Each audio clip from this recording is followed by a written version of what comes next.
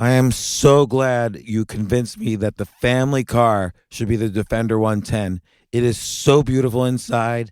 It's so comfortable and it just feels indestructible. Yes, it really is. I've been waiting a long time for the new model to come out. The Defender 110, I'm telling you, it's my favorite car of all times. It's my third one. You know, I have stories of going off-road. The guy managed the group. He was like, what are you doing in this beautiful car? I'm like, I'm going off-road. He's like, are you sure? Because you can use one of ours. And then they look like Mad Max cars. I'm like, no, we're going to do this. And he was shocked. Wow.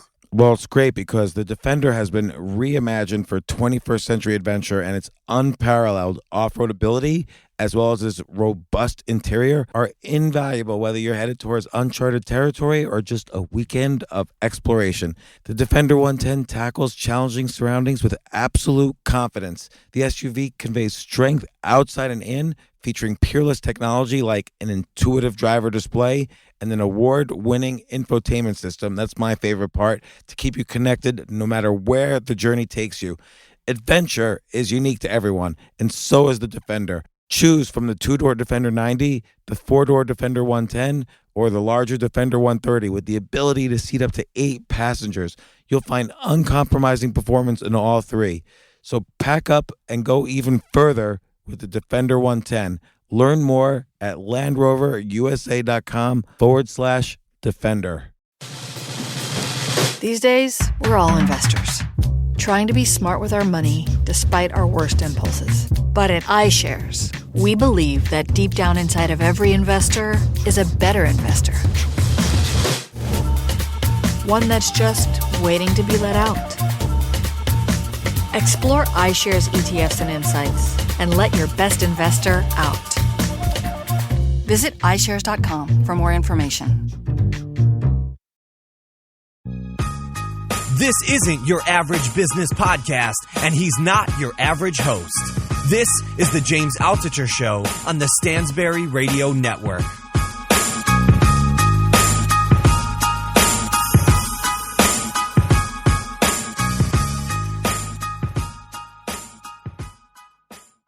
Welcome, Jason Calacanis, to the show. World famous internet entrepreneur. Jason, I feel like, how long have we actually known each other? It's like about 18 20. or 19 years. Yeah, it's closer to 20 than 10 or 15, for sure. Yeah, and so you initially started with the Silicon Alley Reporter, which I thought was a great idea. Like literally every month, or I don't know, was it every month? It was, monthly. I think we did 10 times a year.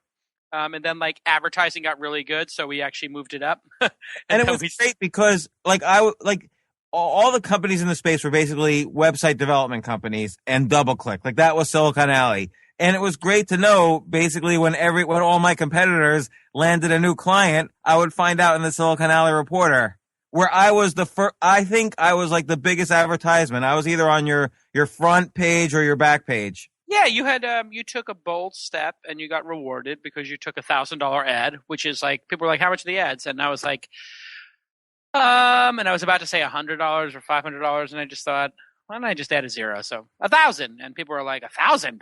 How many does it go to? And I was like, it goes to 10,000 people. They're like, do you know how expensive that is? I was like, no, but they were like, well, client engagement's $100,000, so this kid's an idiot. Well, and then 30 people bought ads, and then I tripled the price. We're underlining also how bad a negotiator I was and still am, that I was just like, okay, yeah, $1,000 here's a check. I had no idea. Well, your contemporary Jeff Dodges like ground me down.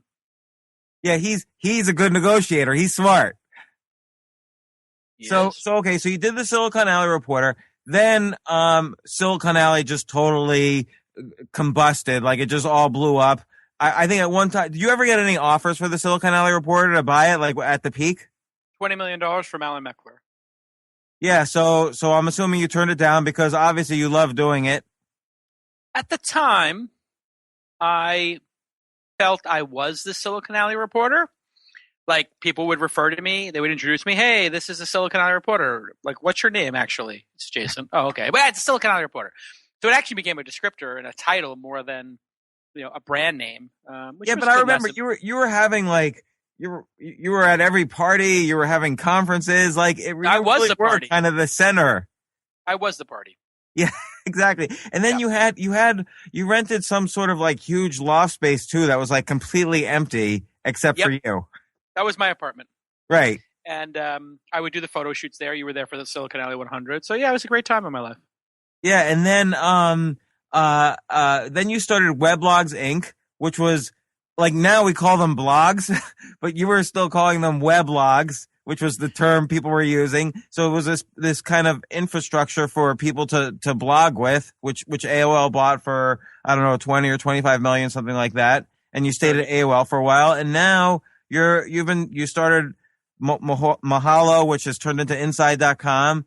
And you're also, I think your biggest thing now, obviously, is you're a super angel investor. You're in Uber. You're in all sorts of companies. Yep. So I think these are the highlights. You also have the show, which I've been on several times, This Week in Startups, Twist, which is a show and a podcast. So I kind of want to take it back to the beginning because right after you started Silicon Alley Reporter, we met. I forgot who arranged it. It was you, me, another guy. And I said to you, Jason, you know so much about all of these companies that are starting. Why don't you either advise a venture capitalist or become a venture capitalist yourself? And you said, I don't like to do that. I only want to invest in myself. Yeah, it was a huge mistake. It's terrible advice. And that's why I passed on investing in Twitter and Zynga, because I thought, I'll just invest in myself. Why would I invest in my friends? And then I stopped overthinking it, and I did both. I invested in Uber and Thumbtack and other companies that my friends did, and I also invested in myself. But yes, the point at that time was I really didn't think angel investing was going to be for me because I like to build stuff. But you get to a certain age. I'm 43 now, and I've built a lot of things, and I know how it works, and I have a stack of chips, and so I can put the chips to work more efficiently than in the public markets, and it's more fun to have more friends and place more bets. So I've come to the conclusion that at my heart, I'm a risk taker, a gambler, and a good friend to people. And so, angel investing is a really great way to do those things. I can take risk. I can hang out with my friends. I can back their companies. I can make new friends by backing their companies. And it appeals to my, gambling nature. I very much like to play poker. I like to play high card. I like to sit there and pull a card from the deck and bet you $1,000 that my card is higher than yours. The stupidest bet in the world. I find very entertaining. That's funny. Actually, that's a game I play with my then 12-year-old daughter. That was kind of our one big game that we would play with each other. It was a game similar to that. And she enjoyed it very much. But I do want to say investing in yourself was probably your greatest gain in net worth, because when you sold people, it's one thing when you invest $25,000 and you have a huge hit and it's great. It feels great. But it's another thing to go from zero, build a company every day and then sell it for 20 million, which you did with Weblogs Inc. And this was after having a bust with Silicon Alley Reporter, which was a great magazine. Wasn't your fault. Obviously, the whole internet busted, but still, it must have felt pretty bad. And then you built up something from scratch again and made the biggest gain in net worth that you'll ever have in your life, no matter what else you do. Well, not exactly correct, because I invested in Uber. But I understand, but still, not. 0 to 20 million is more than 20 million to 300 million. Well, 0 to 30 million. But anyway, who's counting? It doesn't matter. Money doesn't matter right now at this point. I'm playing with that. I'm free rolling. But I agree with myself. Let me just say that. And in 2004 or 2005, one of those years, I visited you. You were in New York and you were doing something with Weblogs Inc. And you I forgot how it was, whether it was on some social network, which I can't even remember now, or maybe it was your email list. You said you were at this location, which was about a block from my office. So I figured, okay, I'm going to go surprise Jason. So I show up there. We hadn't seen each other in years and no one else was there. You showed me kind of the Weblogs Inc. software and kind of the inner workings of it. You were so excited to show every single detail of this software. This was investing in yourself. The product of investing in yourself was not the money, it seemed to me, was your excitement in what you were doing and what you were creating.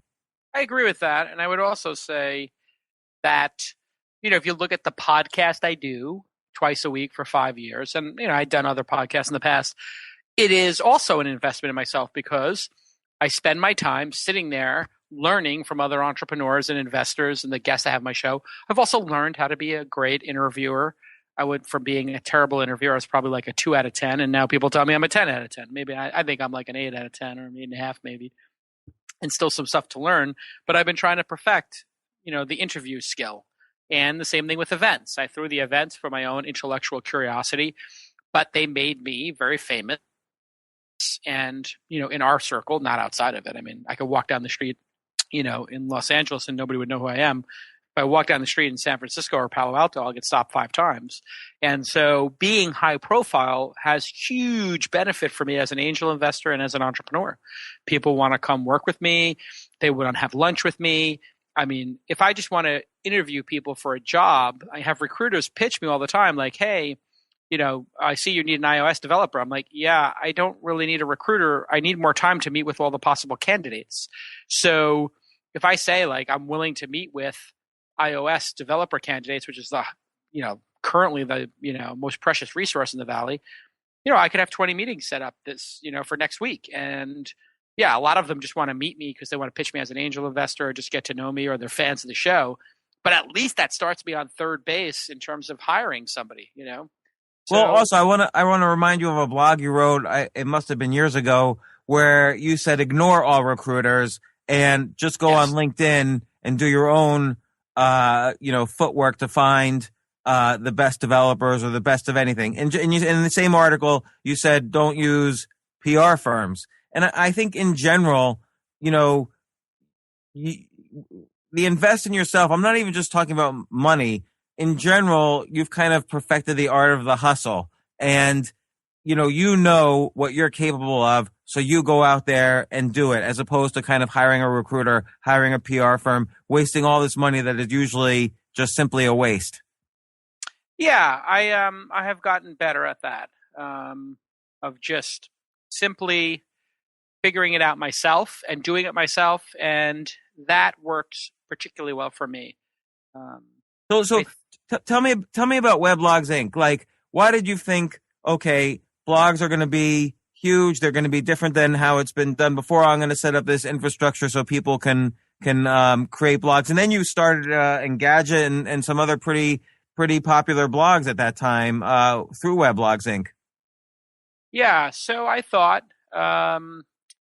that blogging was interesting because I had 2 employees at Silicon Valley Reporter, Sheni Jardin and Rafat Ali, or Rafat, and they went on to work at blogs. Paidcontent.org also sold for about $20 million. That was Rafat's Rafat business. started that while working for me, and I'm an investor in Skift, which is an even better company than Paid Content. He's really, in the zone, and he told me blogs were going to be big, and I remember the conversation of me telling him, like, listen, you can work on your blog on the weekends. It's stupid because you don't have an editor. So nobody's reading what you write. There's spelling errors, there's commas. It doesn't make any sense. And so by all means, go ahead and do your blog.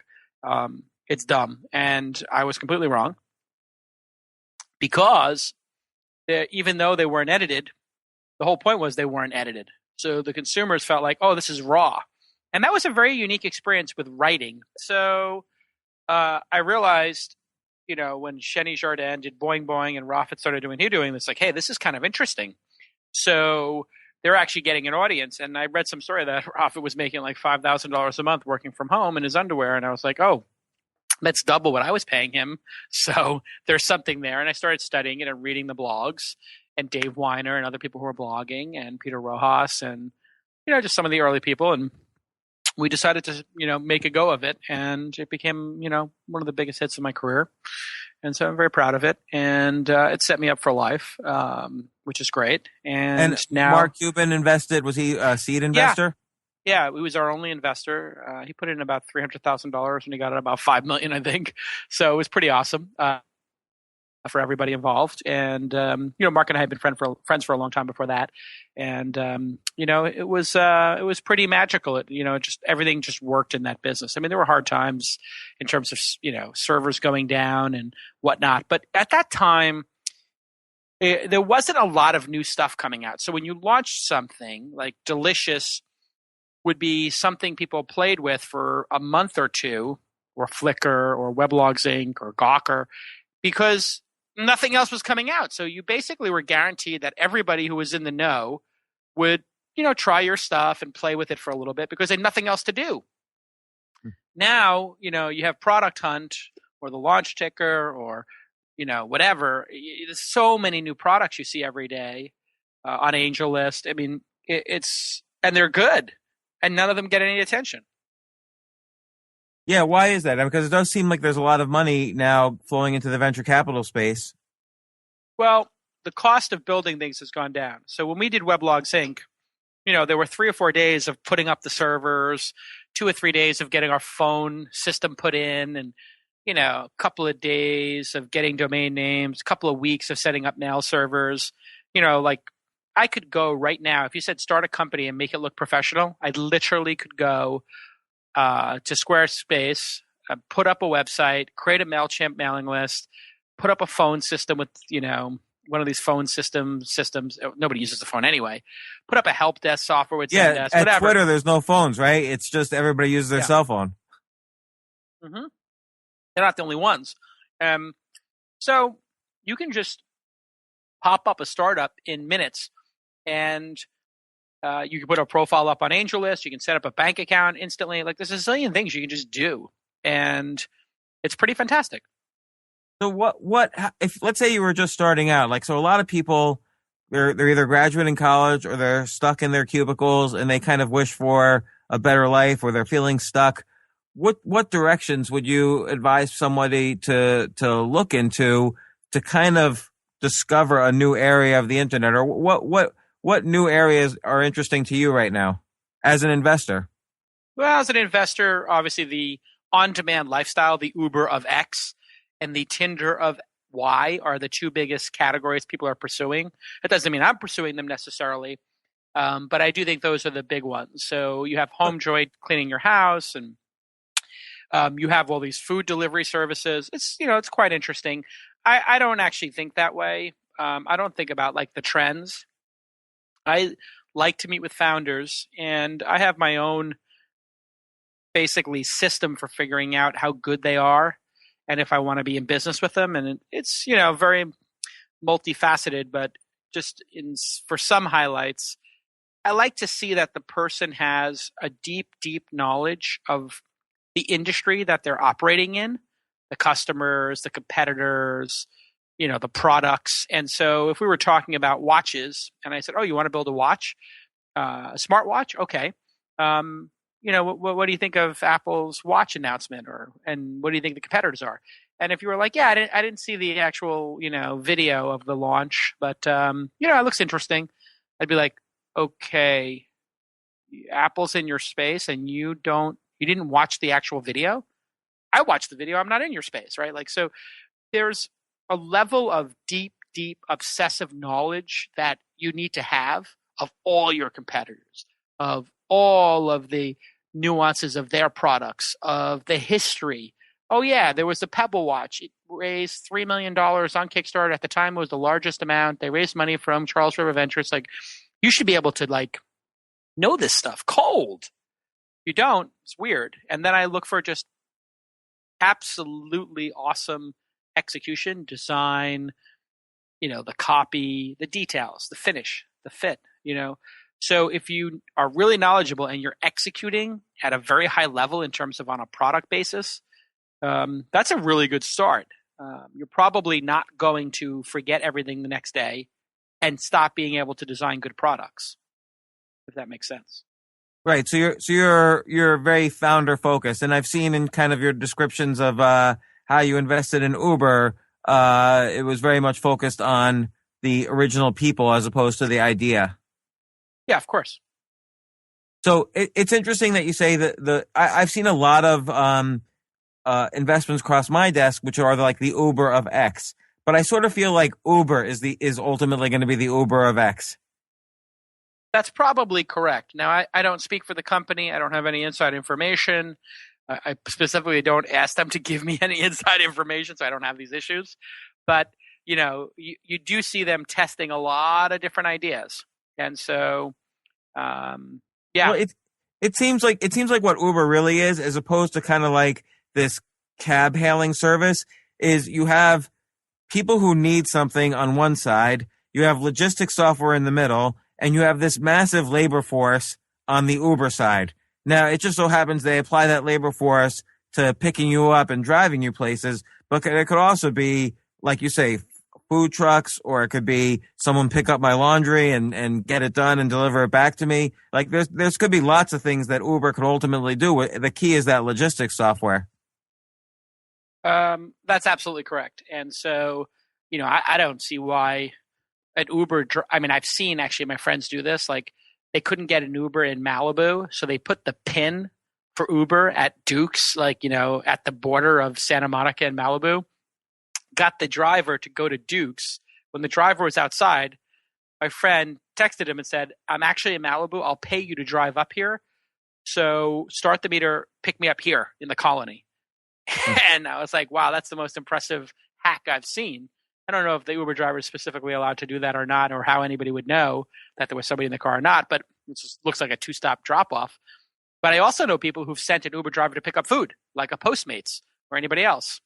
And so, there's definitely a way to go about this. And, I don't see why you couldn't order lunch from anywhere and say to the Uber driver, or say to the restaurant, my Uber driver's outside, would you give it to him or her? And then tell the Uber driver, when you're downstairs, I'll come down and get it. I think the Uber driver would do it.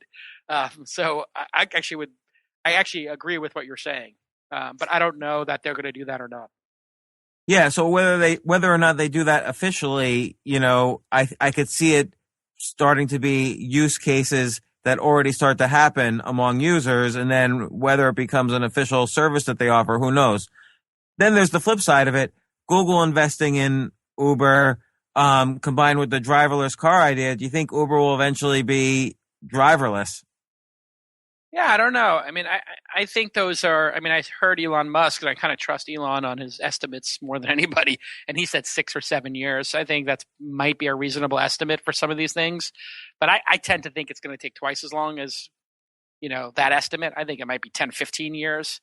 I think the autopilot that he's talked about is what's more likely. You get on a highway and you can, use your phone and read, because the left lane is only for autopilot cars, and you can't get into the lane unless your car does autopilot. And, everybody drives super fast in there, and it's awesome. And you can read a paper and get that time back. So I think that's what will happen more likely. So, yeah, I'm not really – it's an end of our lifetime issue. What other kind of trends do you see sort of happening over, so that's obviously an interesting trend. And your friend Elon's obviously doing interesting trends with either electric cars or SpaceX. Are you in SpaceX at all? No, but I might invest in one of the rounds coming up. SpaceX, I think, is a company that is his true passion. I think, he wants to back up and get to Mars before he dies. So, he's probably got 40 good years left on the planet, and I think he could make it. So I think it's going to take everything in his, in his power to get there, and it's going to take a $50 billion or $100 billion. So, Tesla, if it continues on this trajectory, it might help him pay for a portion of it. And Larry Page said he would give him all his money if he died, or, I think he said that would be a more interesting thing to do. I don't disagree with him. And so, I don't know that SpaceX will ever be a public company or not. It'll be interesting to see. But he's very long on it, so it's going to be super interesting. I think the democratization of investing is super interesting. So I have my own little fund that I invest in, but I also see things like AngelList or Funders Club or Micro Ventures and Circle Up and a bunch of other places are doing very interesting things in crowdfunding. And Crowdfunder, I think, is another. And what's very interesting about them is, somebody could come in who maybe doesn't have access to deals, and they could back Gil Pacino or Dave Morin or Kevin Rose or Tim Ferriss and put, $3,000 into 30 different deals and put $90,000 to work. And if they had a net worth of $3 million, it would be 3% of their net worth. But they might have just bought a lottery ticket to the next Uber or LinkedIn or whatever. So right, and so just to explain that, so on AngelList they allow for syndicates. So I can say I want to invest in a small piece of whatever Jason Calacanis invests in, and then I'm in your syndicates on each deal. So that's often a good way. Let's just call it middle America that doesn't have always access to deal flow in Silicon Valley. That's a great way to get access to the people who are putting together these syndicates.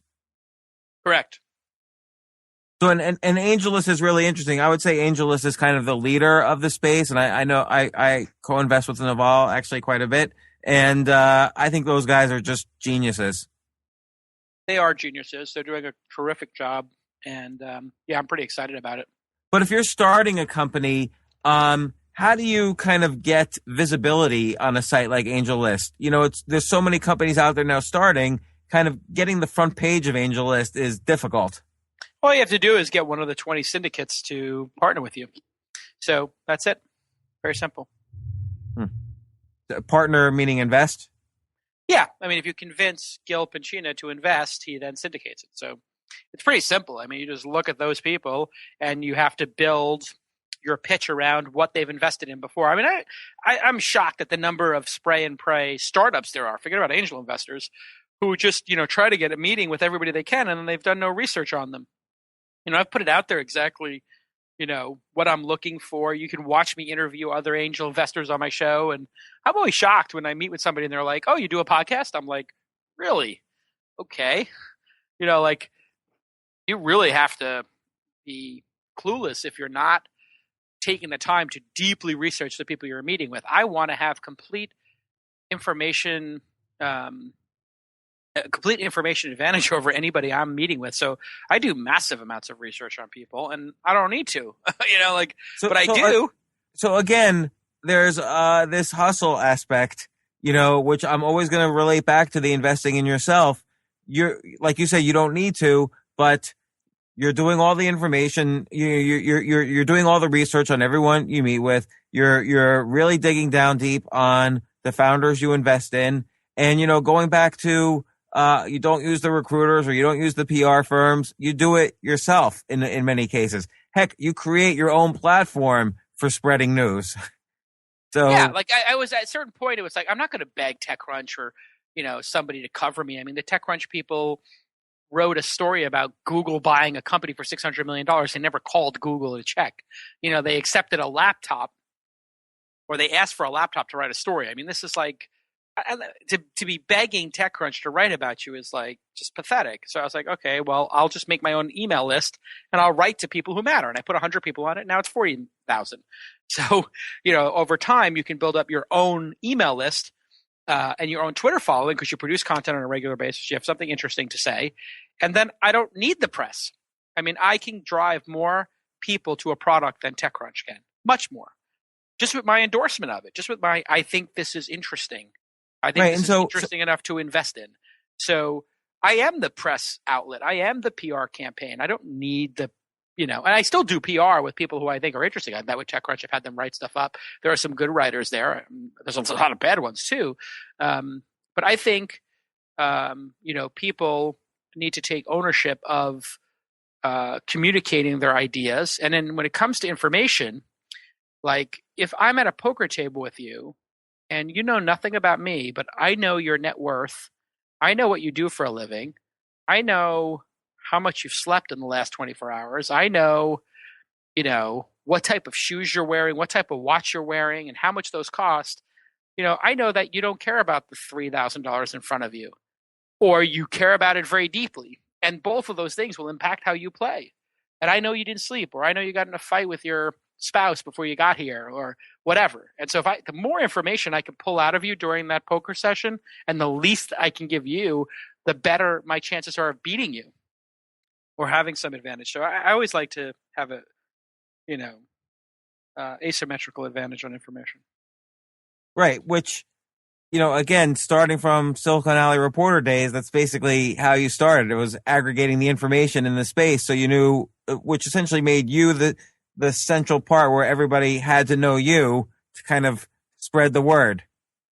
Yeah, I was lucky at that time that, even though we had the internet, people hadn't figured out how to use it yet. And so there wasn't really a lot of ways to, collect information. So I did become a router of information, which was great. So now, so what are the next IPOs, would you say, that are coming out there in Silicon Valley? So a lot of people, I always hate that on Wall Street, everyone says, oh, maybe we're approaching another bubble again. But when you actually look at it, there's been relatively very few IPOs compared with like a 1999 or early 2000. Yeah, in terms of the IPO space, I think, obviously people have been following Airbnb and Dropbox and some of those high growth companies, Uber, obviously. And I think those companies have so many options to not go public that, having watched Facebook, have to deal with a lot of drama post their IPO, all of which seems to be water under the bridge now. But it was a huge distraction for a little bit. I don't think anybody's like in some tremendous rush. There's a really cool dynamic that's changed dramatically in the Valley in technology, where there are secondary markets for shares where people can get liquidity without needing to go public. So really going public was so everybody could sell their shares and buy houses and, get something for the 7, 8, 9, 10 years they put into their project. And maybe not feel like an idiot if the company went under because they had taken 10% of their shares and sold them. Well, the founders of Secret, I understand, sold shares in like the first year. So, this is an untested product. Nobody knows if it's going to work. It's got all kinds of suicide problems and cyberbullying problems and harassment problems because it's anonymous. And they were able to take secondary money off the shares because there's so much demand. So, IPOs are so not important anymore. They're just so 20th century. I think, I have a new idea for IPOs because, everybody like prices the IPO of Alibaba and then it goes up, or, Tesla, does an IPO and then it goes, literally 40x. So it's a much easier thing. I think IPOs should be a 100-week process. You should have a 100-week IPO. And the way it should work is you have, let's say you were going to have a float of 10% every week. 10 basis points goes out. Every 10 weeks, 1%'s out. And you just, boom. You just slowly sell the shares in an auction style. So whatever the share price is. That's not a bad idea. And it's not impossible to do because the market itself is an auction, right? So just the first 1% is, even if you don't do an auction process on the very first 1%, every other 1% will be an auction. So all you have to do is file, and just talking in Wall Street terms, all you have to do is file a shelf filing for the full amount of shares and then go public with just that first 1%. That's not an auction, but then every 1% after that is totally an auction. Exactly. So just companies sell it should do that. That's a good idea. Well, it keeps every company honest. Like now they can, all these companies can not have the VCs or anybody else selling early. They're sort of obligated to keep the company doing well. So you don't have like what happened with Zynga, where like Zynga, people were selling at $9, $10, $11, $12 a share before they went public. And then boom, it goes basically the whole thing goes kaput. And, nobody could sell at $3 a share. That would have made everybody slowly sell their shares. Maybe everybody would have been more focused during that down period, Yeah, I guess the one issue is if you only have 1 or 2% of your shares outstanding that are out there in the public, then if there's a lot of demand for the company, your price could then immediately go artificially high too early. But that the company would get that money, right? Which is the great part. The company would get that money. Well, the trading itself, the company doesn't get the money. So the trading itself could drive up, like this reminds me of 1999. You have like Scient was selling only like 3% of their shares in an IPO. And because there were so few shares out there, but a lot of traders wanted the shares, the price would go up 20% a day. Possibly, yeah, we'll see. I mean, somebody would have to test it. I think what would happen is the most important thing is the company wouldn't leave that money on the table to spread. Right. You know, that's very true. I'm thinking about the company because the company is, and it would also keep the companies honest. So if it did go up, it would be because the company is so good. Yeah, that's largely true. It's a function of the trading then as well, but that would be largely true. Definitely, the company. Possible it could get run up. I mean, I guess. Yeah, but that's an interesting idea. So tell us about inside.com. So this is your latest. Not latest, but Mahalo.com, sort of more, which you started several years ago, has sort of morphed into inside.com. And Mahalo was kind of this almost user, I want to call it like a user generated or user curated Google almost. And now you've morphed it. Correct. You know, one of the observations I had about news was the headlines. And there was great inefficiency, and mobile was a much easier way to consume news and was becoming the primary consumption device for people. So if people on mobile could read news more efficiently, that would be a great thing for them because, you know, bullshit link baiting headlines from Business Insider are really frustrating on mobile. So when they're like, you'll never guess what makes Elon Musk so successful, and then it's like, he works 6 days a week. And you're like, thank you for wasting my clicks. Or people are like, oh my God, these are the 7 vegetables that will make you live longer. And then it's like, click the slideshow. And it's like, you know, okay, can you just tell me to eat kale, Brussels sprouts and things that are green? So what I have dozens of curators, 24 hours a day, reading the best sources of news and summarizing it and putting it into Inside. So if you go to inside.com/space, for example, good domain structure, you can see all the latest news about space. If you go /Ferguson, you can see what's going on in Ferguson. And if you go / Star Wars, you can see all the latest Star Wars news. And you can also do that in an app, and you can slide the deck of little summaries and see the last Star Wars story and the Star Wars story before that and the Star Wars story behind that. Or it could be something like Ferguson. And you can, swipe the deck with your thumb and just read the abstracts. Just short 300-character abstracts.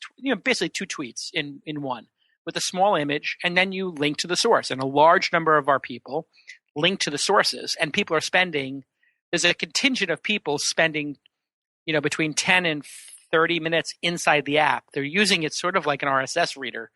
And so when they do spend that much time in the app, they're actually spending it at the sources. They're using us as a directory of the best sources. So they read the little tiny abstract we have for long read of the day, like a long read, and they click through and they read it. Or they swipe through 5 long reads, they pick the one they want, they click it, and they read it inside of our app because we have a browser built into the app.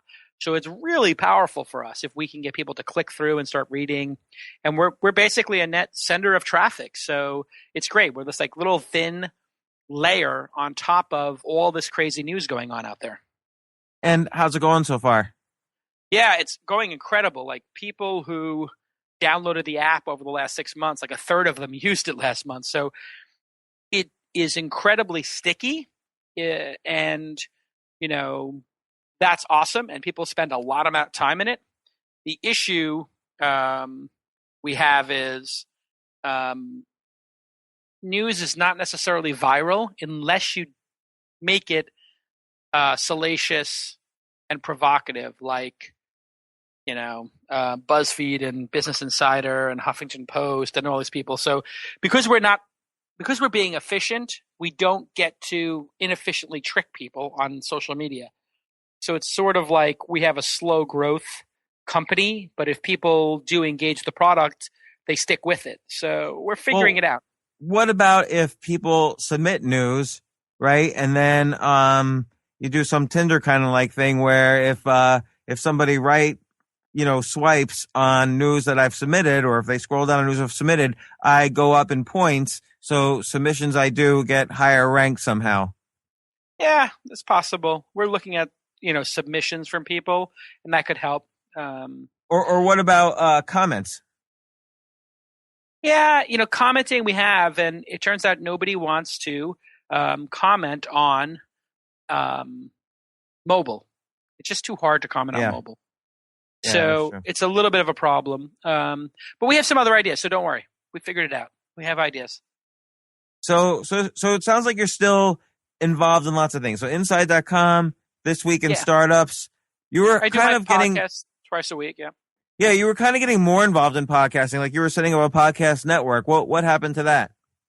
Yeah, so we started one called This Week In, and I did it with my friend Kevin Pollak, and we got up to about a dozen shows or more. We tested a bunch of stuff, and we figured out exactly how to make a podcast work. And you need to have somebody who is very notable in their vertical, who is willing to spend 5-10 hours a week on their podcast and not make any money for 2 or 3 years. And then they slowly build an audience. And so if you look at, what's worked in podcasting, you have Leo Laporte, who's been at it for a long time, or me, or Mark Morin, whatever his name is, the WTF podcast. It's somebody doing it almost as a loss leader for the rest of their life. And then maybe after a couple of years, talk about investing in yourself, maybe after a couple of years, it clicks, Yeah, and then it becomes a business. So then if you try to build a network of them, nobody's been able to do that because these people are too big of personalities who are doing this for fun, and they don't want to have a boss or be part of something bigger.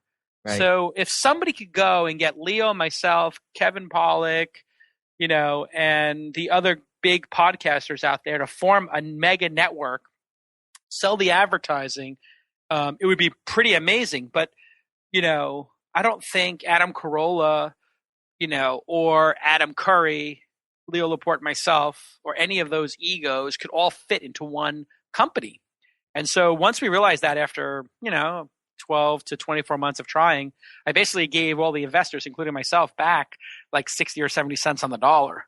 Because I was like, listen, it's not going to work.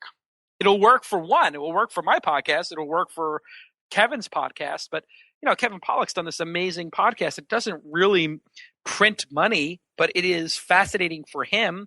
It builds his relationships. It gets him auditions and work. So, and it serves his intellectual curiosity. And I think it's his legacy. The guy's done 150 amazing interviews. So, this cool stuff that comes out of this. But a business, will happen for an individual and it'll become a couple of $1 million a year business at best. Yeah, interesting. No, I've been looking at the space quite a bit, obviously, because I've been doing this podcast now for about 8 or 9 months, and it's definitely been an interesting learning experience. Yeah. Do you think it's going to be a business? I think the hosting of podcasts is a decent business. I think it's like anything. I think the picks and shovels are already starting to make money. The biggest podcasts out there, like certainly Adam Carolla and Mark Maron, are making a decent living from it. $2 million, yeah. Yeah, Freakonomics, American Public Media, all of these companies are making, decent money from it. As a network, I don't know. You'd have to think of some extra secret sauce to kind of bind the network together. And I don't know what that is. Yeah, good luck with that. Well, Jason, thanks so much for coming onto the podcast. Again, known you for almost 20 years. You've done really well. It's been really impressive to see every incarnation. Well, let me ask you one more question. After Silicon Alley Reporter went down, before Weblogs Inc. Went up, how did you were kind of dealing with this, maybe, I don't know what you were going through, actually. I didn't talk to you at all at that point. I was going through my own thing.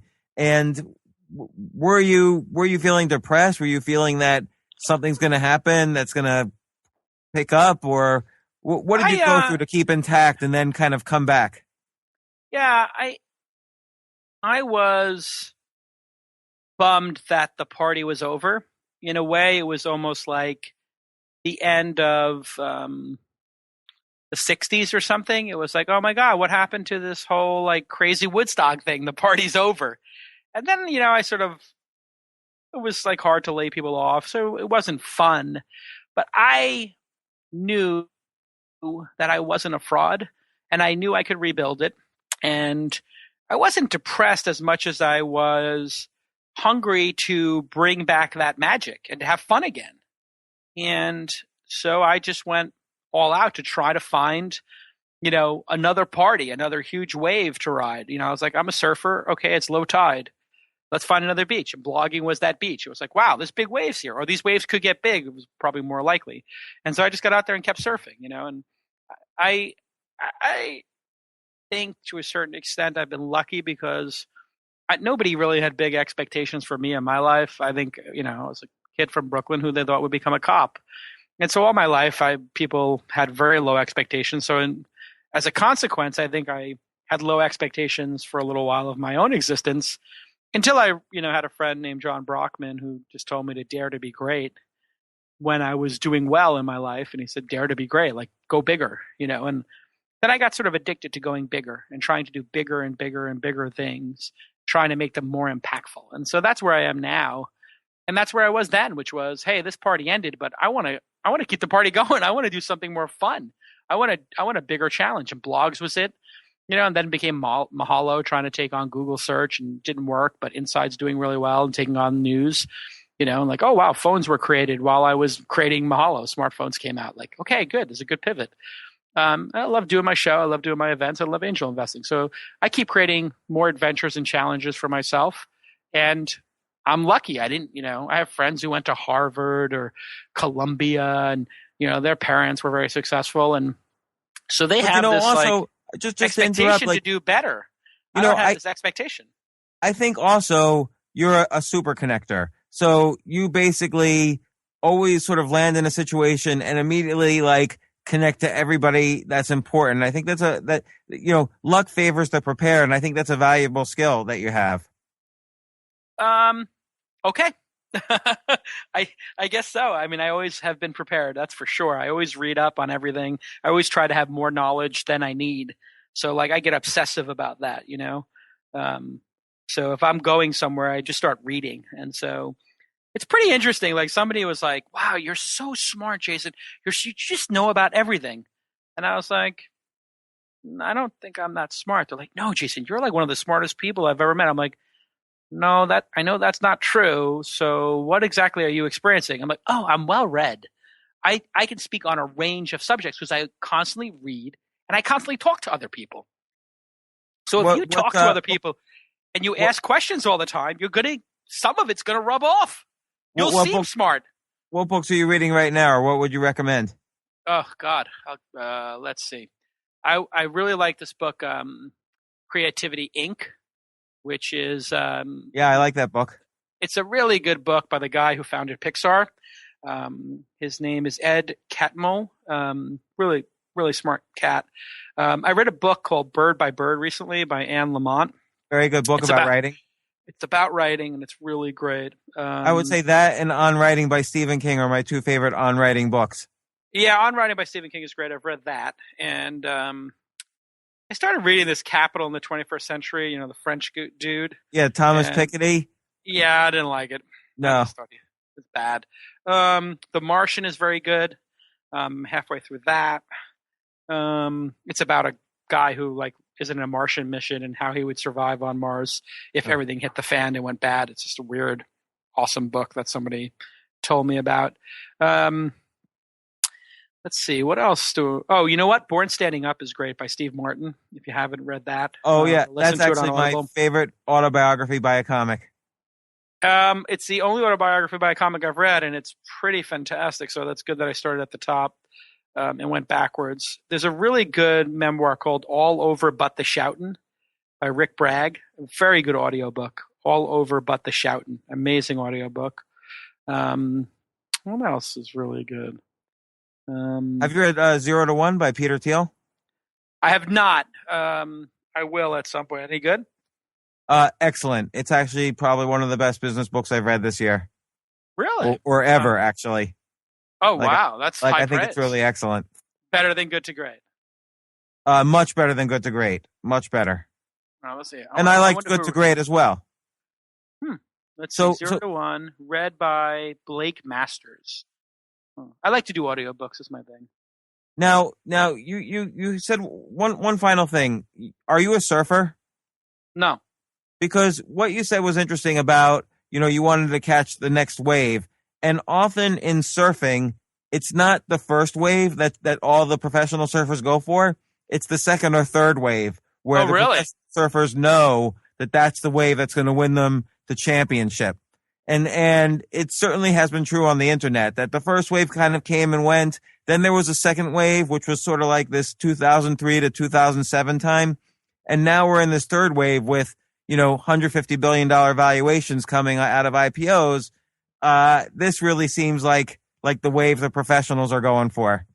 Yeah. I mean, right now, like everything that's happened in the internet right now is like the epilogue. It's like, oh, by the way, all that shit that went down, this is what happened before it. Just so you know. So like everything we experienced is like the epilogue. And I think like what's happening right now is the story, because what we did was we helped get everybody online at the end of the day. We helped people get interested in it. Well, they're all online now. And there's a whole generation that's grown up only knowing this. That's the actual generation. Right. We were the transition generation. We're like the people who didn't have TVs, who figured out which way to point the camera and how to set up a TV at home and put the antenna up. And then there was a whole generation that came in the 70s and 80s and it was like, yeah, well, of course you have TV. Like we grew up only knowing television.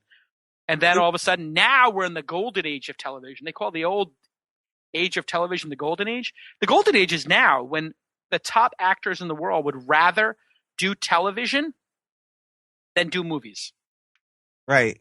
Well, it's interesting because back then it was difficult to actually even convince a company like American Express that they needed a website. Or HBO, I had to convince them to actually buy the domain name HBO.com, which they didn't own. Yeah, they were like, why would we waste $50 a year on that? Well, the cost was $250,000. Because they had to buy it from some squatter. Well, there was a medical company called HBO. Got it. Genius. So, but to HBO's credit, they bought it in 1994. But anyway, Jason, thanks so much. I really appreciate you spending the time. I know you're a busy guy. Congrats on everything, and thanks again for coming on the podcast. It was my pleasure. You're supposed to ask me to do a promo at the end. What do you want to promo?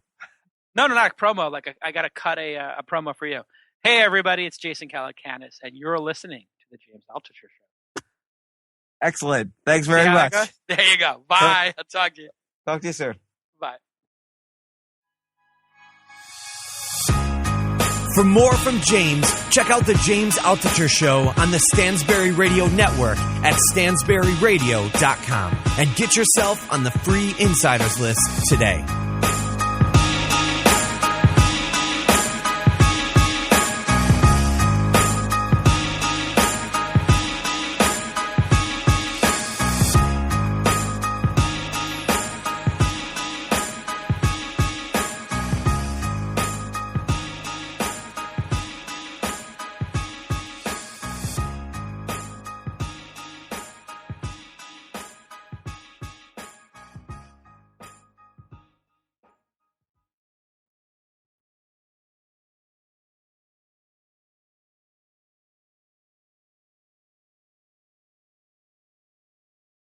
AI might be the most important new computer technology ever.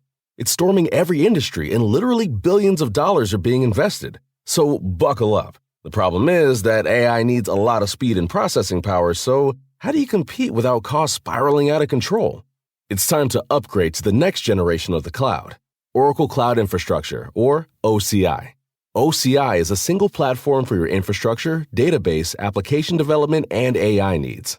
OCI has 4 to 8 times the bandwidth of other clouds, offers one consistent price instead of variable regional pricing, and of course, nobody does data better than Oracle. So now you can train your AI models at twice the speed and less than half the cost of other clouds. If you want to do more and spend less, like Uber, 8x8, and Databricks Mosaic, take a free test drive of OCI at oracle.com/advance. That's oracle.com/advance. oracle.com/advance.